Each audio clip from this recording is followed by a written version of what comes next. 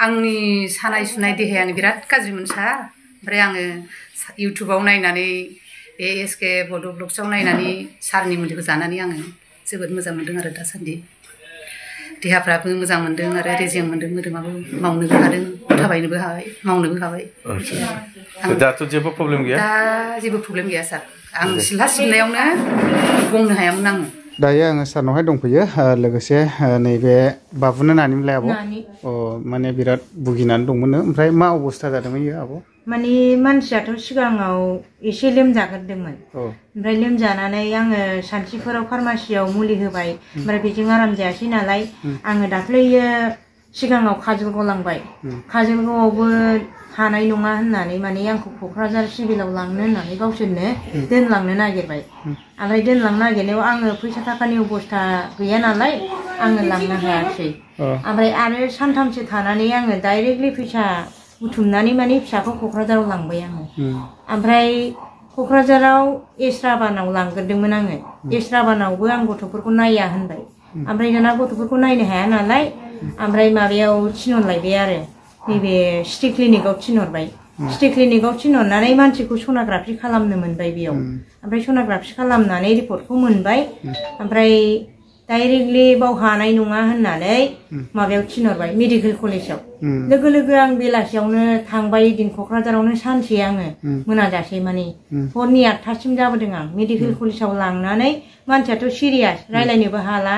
बिदिनो हाङाबो थिफुं थिफुं जाबाय ओमफ्राय अक्सिजेन गेस होना हरदों आरो अक्सिजेन गेस होनानै एसे मानसिया आराम जाबोबाय ओमफ्राय नै साननै सानथाम जानानै आङो नोंनि चेनेलाव नायनानै माने आङो बेयाव मबाइल नाम्बार दङ ना स्क्रिनाव होनाय बेखौ मोननानै आङो नै सारमोनाव फन खालामबाय लोगो लोगो आं नागिरनानै नै फैथारनायानोसै आरो मुलिखौ लांबाय मा प्रब्लेम जादोंमोन ओरैनो मानसिया खिनाय हासुनाय लक जाथारदोंमोन एकदम खिया हासुवा ओंखामबो जाया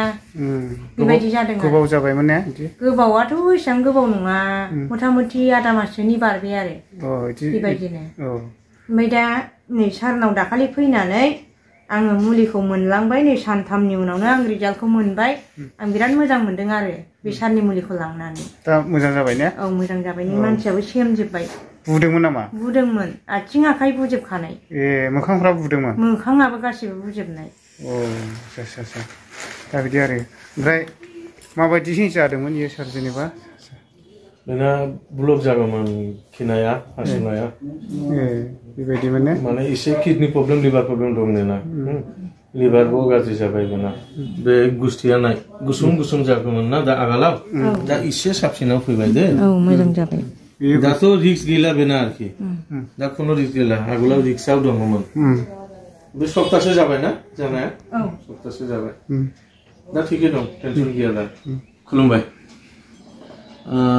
আজি আৰু মই ভিডিঅ'ত আহিছোঁ দিনে আৰু ফৈবাই এছকে ব্লগ চেনেলাव মানে मोनब्रै गोदान मुलि फैबाय गेस्ट्र'नि थाखाय गेस्ट्रिकनि बिराद मोजां मुलि गेस्ट्रिकनि थाखाय फैबाय सानायनि थाखाय मोजां मुलि फैबाय ओमफ्राय स्टोन अन्थाइनि थाखाय मोजां मुलि फैबाय सब गासिबो गोदान गोदान जिब बे लेडिसनि गायन'नि थाखाय फैबाय गायन'केयार तो बेखौ देखायदों आरोखि भिडिअ'आव मानसिफोरखौ देखायनांगौ ना माखासे दिनै भिडिअ मोनगोन गोदान भिडिअ माने हामनायाथ' मेरला मानसि हामदों खिन्थु गासिबोथ' बानायनो हाया ना माखासे भिडिअ बानायदों आं गोदान हामनाया बे बेलासि 6टायाव मोनगोन नोंसोर एसे नाय बेनि थाखाय आं रिकुवेस्ट खालामदों आरोखि हामनाया टिउमार दङ टिउमार हामनाय दं ओमफ्राय अन्थाइ हामनाय दं सानाय सुनाय दङ किडनिनि दङ नायदो नोंसोर मोनसेखौ आङो क'क्राझार खारगामिनि आंनि मुङा मिथिंगा गयारि आङो आइनि थाखाय बिदिनो सानाय जरा जरा सानाय गासिबो मोदोम सानायखौ डाक्टार अजा नागिरबाबो हायाखैमोन बोरैबा आङो इउटुबाव नायै नायै नैबे सारनि बोरैबा थागथि मोनसननानै ओमफ्राय दा बिनि बे सारनि मुलि बे हरनाय मुलि गासिखौबो आइनो जाहोयै जाहोयै दा आइया सानाय सुनाया खारदों नंगौ बेनो सियर आरो आदाया बिराद मोजां मुलिखौनो हरदों दा बिनि थाखाय आं सारखौ धन्यबाद होयो औ माने नों माबादि मोनदों आंनाव फैनानै मुलि जानानै मा मा बेमार दङमोन नोंना बेखौ एसे खिन्थाहर। आङो माने गेस्ट्रिक दंमोन आंना आं ओंखाम जानो हायामोन ओमफ्राय दा आं ओंखामखौ फुरा मोजाङै जानो हाथ'ना दङ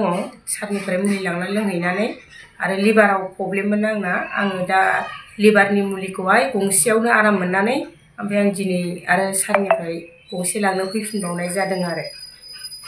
बेखिनियानो आरो सार माने लिभार प्रब्लेम माने आंना फायखानाया माने खसा जाबाय थायोमोन बुहुद आं खस्थ' मोनबाय थादोंमोन आरो दा ओमफ्राय सारनिफ्राय मुलि लोंहैनानै आं दा क्लियार मोजां मोनथ'नानै दंथ'यो आरो दासान्दियाव। खुलुमबाय नमस्कार মই বিজনীৰ পৰা আহিছোঁ মোৰ শাহুমাৰ বুকৰ বিষ আৰু পিঠিৰ বিষ হৈ আছিল বহুত হস্পিটেলত 8 দিন 9 দিনলৈকে এডমিট কৰিছিলোঁ ভাল পোৱা নাছিল তাৰপিছতে ছাৰৰ পৰা ঔষধ লৈ আমাৰ মা এদিনতে প্ৰমাণ পাই গৈছে আমি বিষটো নোহোৱা হৈছে বৰ্তমান এতিয়া অলপ চলপ আছে কিন্তু ঔষধটো আমি ৰেগুলাৰ দি আছোঁ। আচ্ছা আমি বিখুনজনী থাকাই বিখুনজা মানে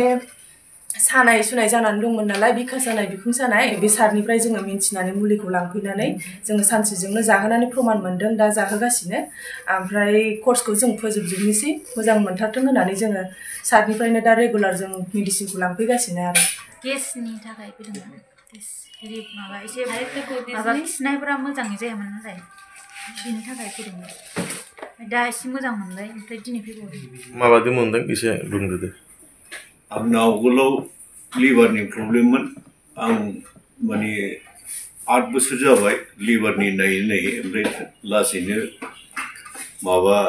फावरि मुलि जानानै किडनिकआबो थांफानानै मोननैबो गाज्रि जानानै दा आं बाहाय फैनानै एसे मोजां मोनबाय 3 मास जानाय जाबाय बिनि माबा मुलिखौ 3 मासजोंनो अनेक 8 बोसोरनि गेजेराव 3 मासजोंनो अनेक उपकार मोननाय बायदि मोनदों आरो आं बेखौनो लांफैबावदों दिनै बेनो। आंनि बुरिया एसे माबा उदैनि प्रब्लेम जादोंमोन टिउमार जादोंमोन दा बेखौ आं बे आयुर्वेदिक मुलिखौ लोंनानै एसे